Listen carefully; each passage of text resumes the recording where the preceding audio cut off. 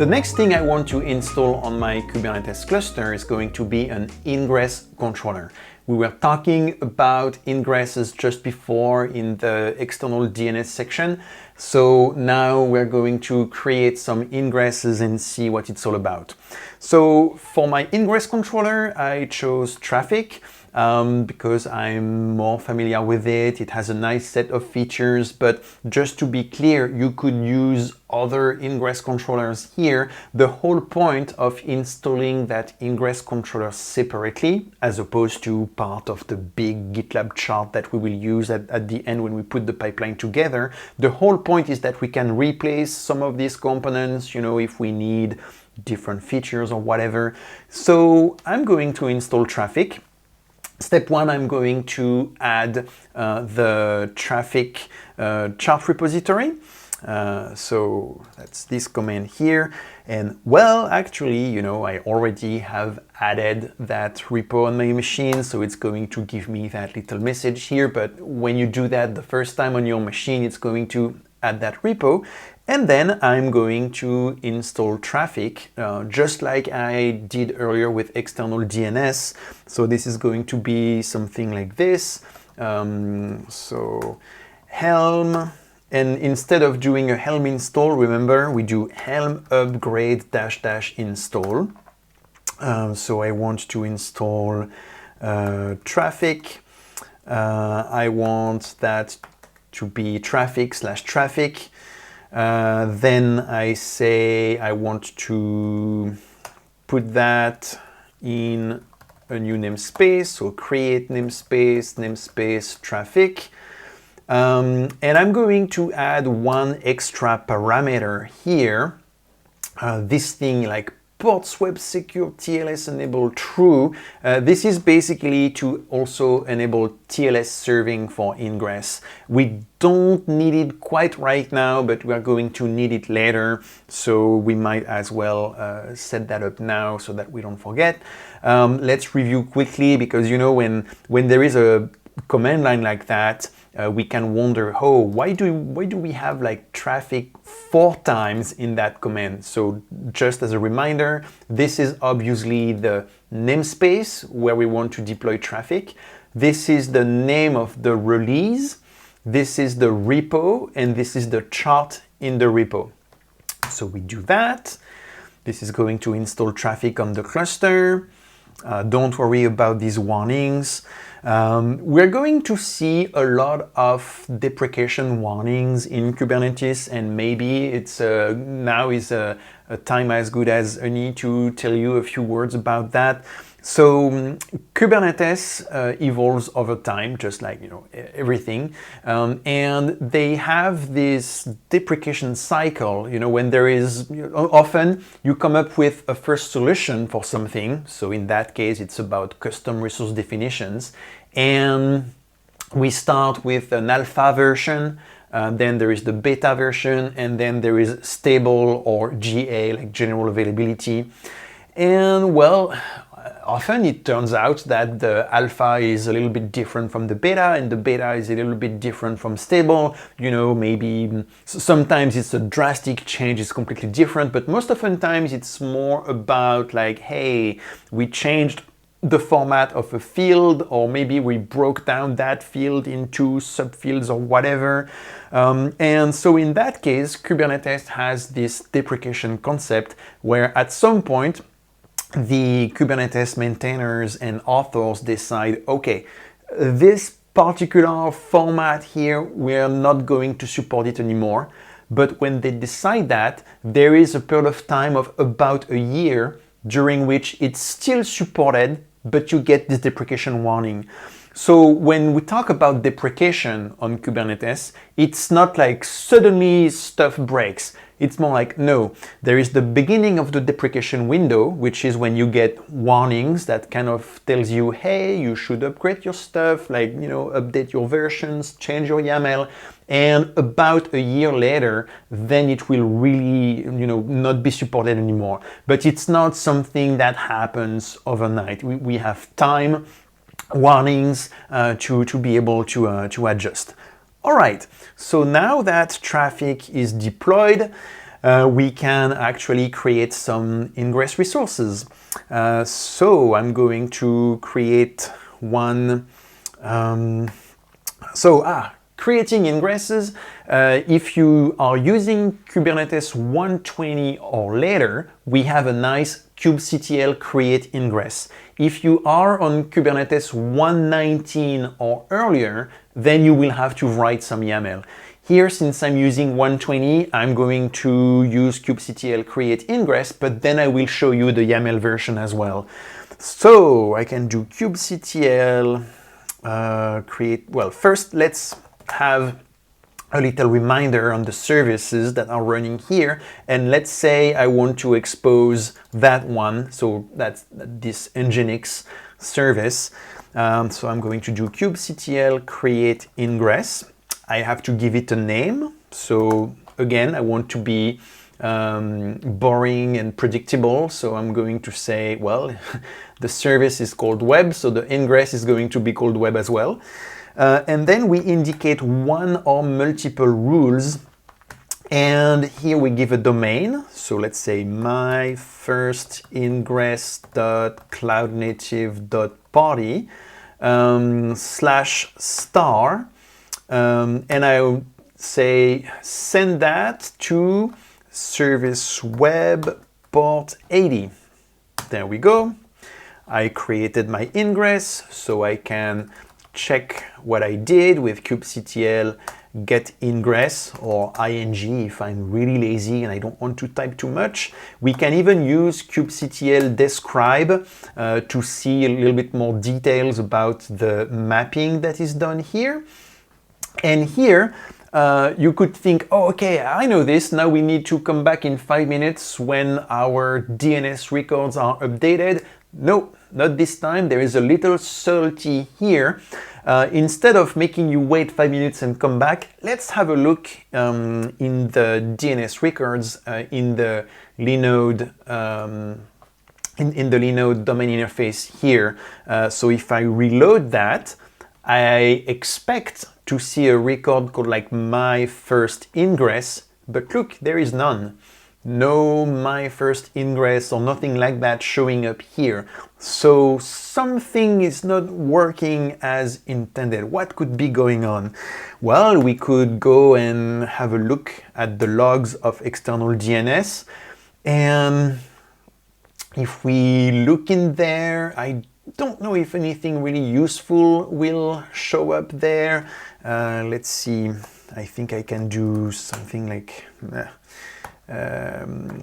maybe with Stern. Hey, that's a good opportunity to talk about Stern and show you how to use it. So Stern is another way to consume logs on Kubernetes. And what's nice with Stern is that I can do Stern. So okay, I have to indicate the namespace since we are looking at another namespace than the current one.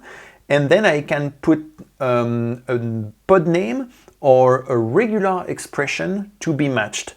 So for instance, if I put external, that will work because it's going to look for pods that have external in their names. So that works great. And if I remember correctly, I can put -i, which means look for messages for log lines, including that particular word. So for instance, I can do -i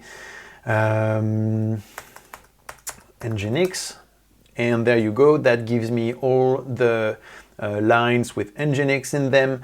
And so, as you can see, my first ingress doesn't show up. And I'm like, what's going on here? I mean, the job of external DNS is to create a mapping between that host here and that address. Oh, surprise, the address is empty. And so external DNS doesn't know what to do about this. Okay, why is this address empty? So this is because ingress controllers can behave in different ways. There are some ingress controllers that are going to give different addresses to every ingress that you create, and there are ingress controllers that are going to use a single address for everyone. Traefik is in the second category, and we need to configure Traefik to basically tell Traefik, hey buddy, please fill that address field here because I actually need it. How do we do that? Well, we do a little bit of research, and after doing that little bit of research, we learn about that particular flag here, which basically tells Traefik to fill the address field using the address of the Traefik service. If you're a little bit confused by that, let's have a look by the services that we have in the Traefik namespace. Traefik created a load balancer service for itself. So you can see that external IP here, 104, etc., etc. This is what we want to use for DNS for our ingress entries. And by the way, you can see that Traefik is diligently listening on port 80 and 443. Perfect. So we need to tell Traefik to essentially kind of copy paste that address into that address there. And this is done with that extra flag. So what I can do here is recall my Helm upgrade -- install command that I used earlier. And I just add this new flag here, copy, paste, run this. So here we are reconfiguring Traefik, and normally, very quickly, there we go. Now if I look again at my ingresses, you can see that earlier address was empty, and now we have something awesome. And so now if I ask again to Stern, hey, get me the external DNS logs and show me all the lines that contain first. Well, not quite there yet, but it should be a matter of minutes before external DNS picks up that ingress record, creates an entry, and then a few more minutes until that entry becomes available. So here it's going to be a little bit of a patience game. So I suggest that we, just wait something like 5 minutes and see what happens. All right, a few minutes later, we come back and, we check everything again. First, let's look at the logs with Stern. There we go. Now we have this log entry here, like external DNS telling us I'm creating a record, like my first ingress. Awesome. And then we can try to connect to that, like my first dns.cloudnative.party. If I curl that, yep, I get welcome to Nginx. And so of course, if I try that in my browser, that works as well. Now, what's pretty interesting is that we can start simplifying things a little bit. For instance, here I have this service web, so that's my Nginx that I'm now exposing with an ingress, and it's using a load balancer service. But I don't need that load balancer service anymore. This could just be a cluster IP. I don't need to have a load balancer service since I'm using the ingress. So I can change that, like edit service web, type load balancer, change that to be a cluster IP, save and quit. And by doing that, I'm essentially saving a little bit of money because remember, the load balancer services cost a little bit of money. On Linode, it's about $10 a month. And on other cloud providers, it's typically going to be a little bit more. So this saves me money. I can still access this thanks to the my first ingress.cloudnative.party URL. And we can do the same for these other ones here. So actually, this is going to be pretty interesting. Let's say I want to access that one over there. So you know it's so that's what did we assign to that one. Let's do a little kubectl describe service on my public shop juice shop. There we go. We assigned it to juice.cloudnative.party. So instead of having that name point to a load balancer, I want that name to use an ingress. So how am I going to do that? I will do kubectl create ingress, and I'm going to call that like juice -- rule. And in the -- rule, I put juice.cloudnative.party /star equal, and then I say send this to that particular service on port 3000. There you go. You have to put the port number on which the service is listening. So we do that. It says juice created. And now I think that external DNS is going to be a little bit in a bind, so to speak, because I have two entries that, you know, that kind of reference juice.cloudnative.party, and I don't know which one is going to win. Actually, you know, I'm a little bit curious about that, so let's have a look. You know, I can take a look at my Stern logs, and I don't really see anything complaining about a conflict or whatever. I can take a look at my records here. I reload that, and this is still pointing to the load balancer service. So my bet is that it's going to keep pointing to the load balancer service, but my hope is that if I either remove the annotation or change the service type to be a cluster IP, then eventually the ingress is going to take over. So let's give that a try. Again, I don't need to have a load balancer service anymore. So I'm going to edit service my public juice shop, and I'm going to remove that DNS annotation here, and I'm going to change the type to be a cluster IP. Save and quit. There we go. So we got rid of our extraneous load balancer, and again, like saving pennies in the process. And now, you know, again, we wait until external DNS picks up these changes, updates the zone hosted with Linode using the API, and these changes propagate and we access them locally.